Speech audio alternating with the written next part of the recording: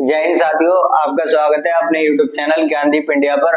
और आज हम पढ़ने वाले हैं वंशागति तथा विविधता के सिद्धांत, उसका परिचय, जो शब्दावली होती है। तो आप देखेंगे कि जीन प्रारूप क्या होता है, यानी जीनोटाइप क्या होता है।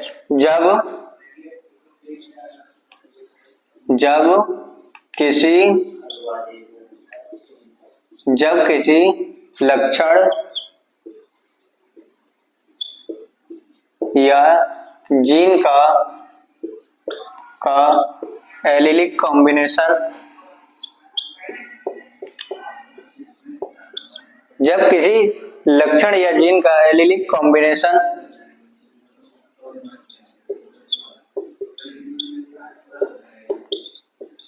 हो तब उसे जीन प्रारूप कहते हैं। जीन प्रारूप या जीनोटाइप कहते हैं।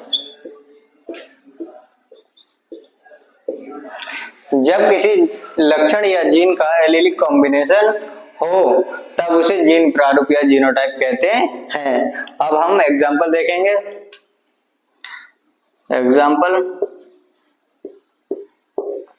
जैसे कि कैपिटल टी इसे कहते हैं लंबा,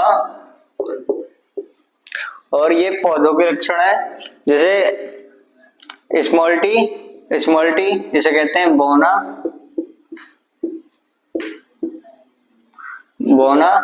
और कैपिटल टी स्मॉल टी इसे कहते हैं लंबा। तो हमने क्या देखा कि एलीलिक कॉम्बिनेशन क्या है, जो एलीलों से मिलकर बना होता है। जैसे कि कैपिटल टी और कैपिटल टी दो एलीलों से मिलकर बना है, और स्मॉल टी ये भी दो एलीलों से बनकर मिला है, और कैपिटल टी स्मॉल टी ये भी दो एलीलों के कॉम्बिनेशन से बना है। तब ये एलील कॉम्बिनेशन देखना था, तो ये है इसका उदाहरण, कैपिटल टी और स्मॉल टी ये इसके उदाहरण है। और हम दूसरा देखेंगे अब फिनोटाइप, यानी कि दृश्य प्रारूप।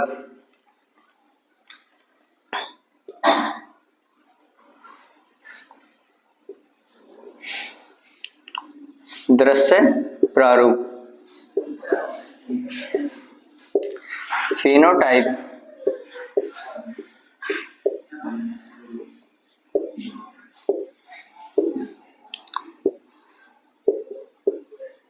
अब हम देखेंगे फिनोटाइप क्या होता है। फिनोटाइप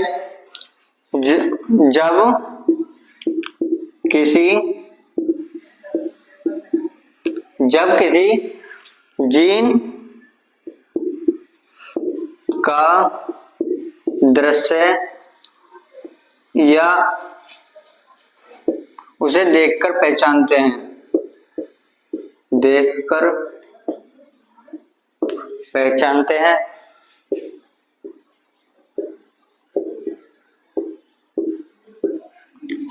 तब उसे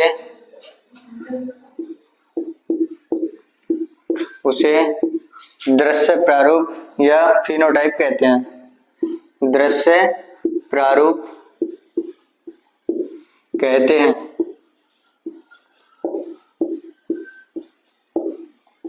इसका क्या मतलब हुआ, दृश्य प्रारूप या फिनोटाइप? जब किसी जीन का दृश्य या उसे देखकर पहचानते हैं तब उसे दृश्य प्रारूप कहते हैं या फिनोटाइप कहते हैं। दृश्य प्रारूप का क्या मतलब है? जैसे कि किसी पौधे को देखा हमने, कि उसे देखकर बता सकते हैं कि वो लंबा है या बौना है। उसकी फली को देखकर बता सकते हैं कि सुकड़ी हुई है या फूली हुई है। तो इस प्रकार उसे दृश्य प्रारूप कहते हैं। जैसे एग्जाम्पल, जैसे कैपिटल टी लंबा। अब किसी भी पौधे को हम देख के बता सकते हैं कि यह है इसका दृश्य प्रारूप है। ये क्या है? जीन प्रारूप। यह है दृश्य प्रारूप। अगला देखिए, कैपिटल टी और स्मॉल टी, यह है लंबा,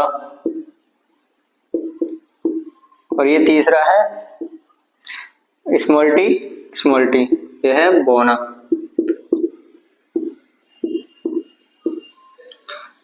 आदि या ETC। तो इसमें क्या देखा हमने कि कैपिटल टी स्मॉल टी, ये क्या है लक्षण, लंबा है या पौधा, या इस तरह का जीन होगा तो विलंबा पौधा होगा, और इस तरह का ये बौना पौधा होगा। तो ये क्या दृश्य देख रहे हैं हम कि पौधा कैसा है, इसमें पौधा लंबा है और जीन ऐसा हुआ तो पौधा बौना हुआ। यहीं पर देखते हैं, आप इसका स्क्रीनशॉट ले लीजिए और आगे बढ़ते हैं।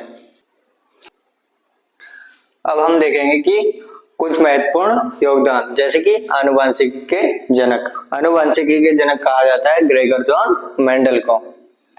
ग्रेगर जॉन मेंडल आनुवंशिकी के जनक कहा जाता है ग्रेगर जॉन मेंडल को, और आधुनिक आनुवंशिकी के जनक कहा जाता है विलियम बेटसन को। विलियम बेटसन को आधुनिक आनुवंशिकी के जनक कहा जाता है विलियम बेटसन को, और प्रायोगिक आनुवंशिकी के जनक कहा जाता है थॉमस हंट मॉर्गन को। थॉमस हंट मॉर्गन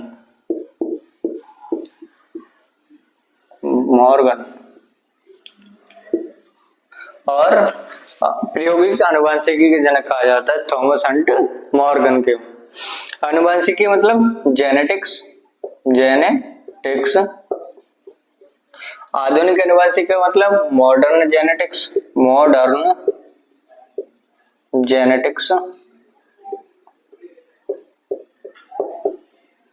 और प्रायोगिक आनुवंशिकी मतलब एक्सपेरिमेंटल जेनेटिक्स।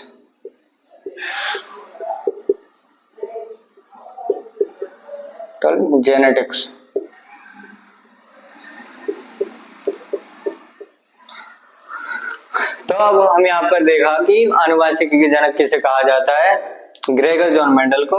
आधुनिक आनुवंशिकी यानी मॉडर्न जेनेटिक्स के जनक कहा जाता है विलियम बेटसन को, और प्रायोगिक आनुवंशिकी के जनक कहा जाता है थॉमस हंट मॉर्गन को। और यहाँ पर देखेंगे कि मेंडल के समय को कैसे कैसे व्यक्त किया गया है।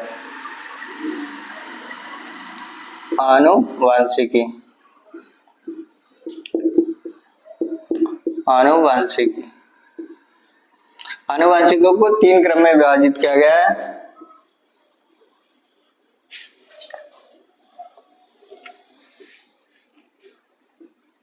पहला, मेंडल के समय से पहले। मेंडल से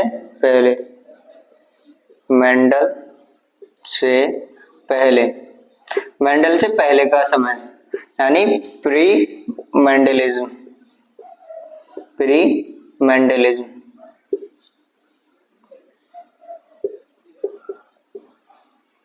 और मेंडल के समय। मेंडल के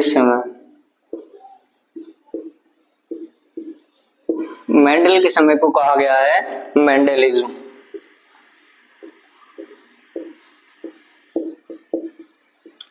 मेंडल के समय को कहा गया है मेंडलिज्म।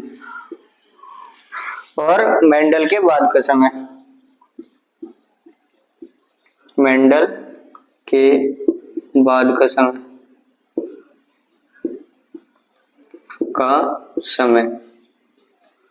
यानी पोस्ट मेंडलिज्म।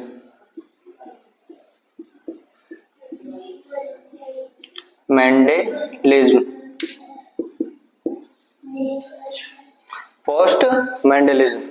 तो अब यहाँ पर आप इसका स्क्रीनशॉट ले लीजिए और आगे पढ़ते हैं इसी क्रम में। अब हम पढ़ने वाले हैं यहाँ पर मेंडलवाद। मेंडलवाद क्या होता है? मेंडलवाद। अब यहाँ पर हम मेंडलवाद पढ़ेंगे। मेंडलवाद किसे कहते हैं? मेंडल द्वारा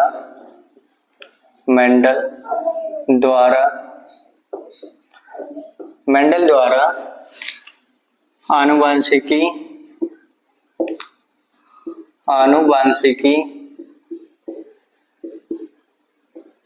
के क्षेत्र में किए गए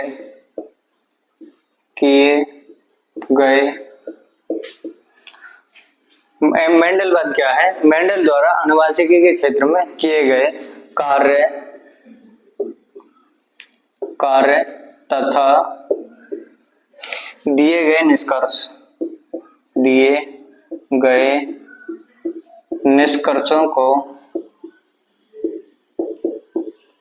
निष्कर्षों को मेंडलवाद कहते हैं। मेंडलवाद कहते हैं।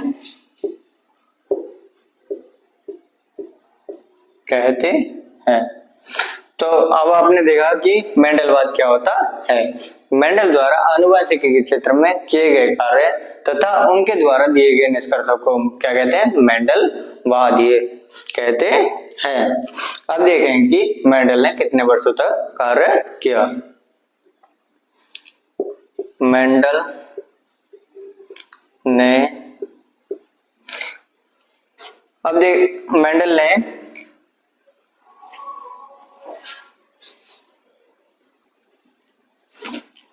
अब यहाँ पर आगे देखेंगे हम।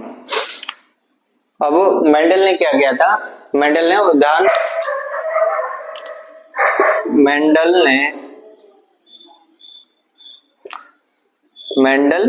ने अपने प्रयोगों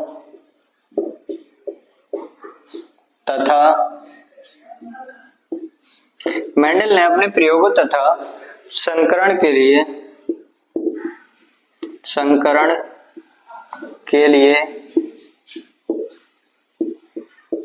उद्यान मटर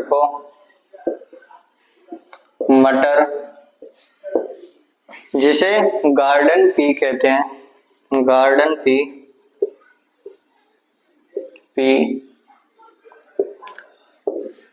उद्यान मटर गार्डन पी या वैज्ञानिक नाम पाइसम सटाइवम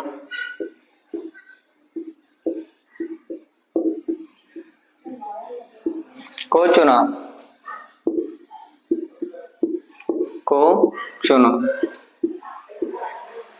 अब हमने देखा कि मेंडल ने अपने प्रयोगों तथा संकरण के लिए उद्यान मटर गार्डन पी या पाइबम सटाइवम को चुना, जो वैज्ञानिक नाम है। इसे हाथ से लिखते हैं तो अलग अलग रेखांकित कर देते हैं, तो इसे चुना।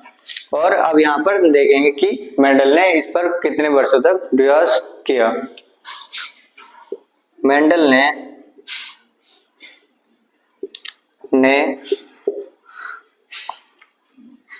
उद्यान मटर पर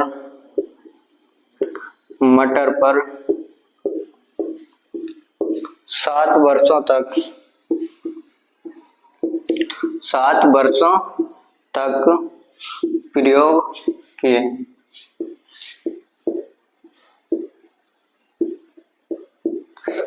मेंडल ने उद्यान मटर पर 7 वर्षों तक प्रयोग किए। और यहाँ पर आप इसका स्क्रीनशॉट ले लीजिए और आगे बढ़ते हैं नेक्स्ट वीडियो में। यहीं तक जय हिंद, जय भारत। और आप हमारी वीडियो देखते रहिए, शेयर कीजिए, सब्सक्राइब कीजिए चैनल को, और वीडियो को भी लाइक करना बिल्कुल ना भूलें। और मिलते हैं इसी के साथ नई वीडियो में।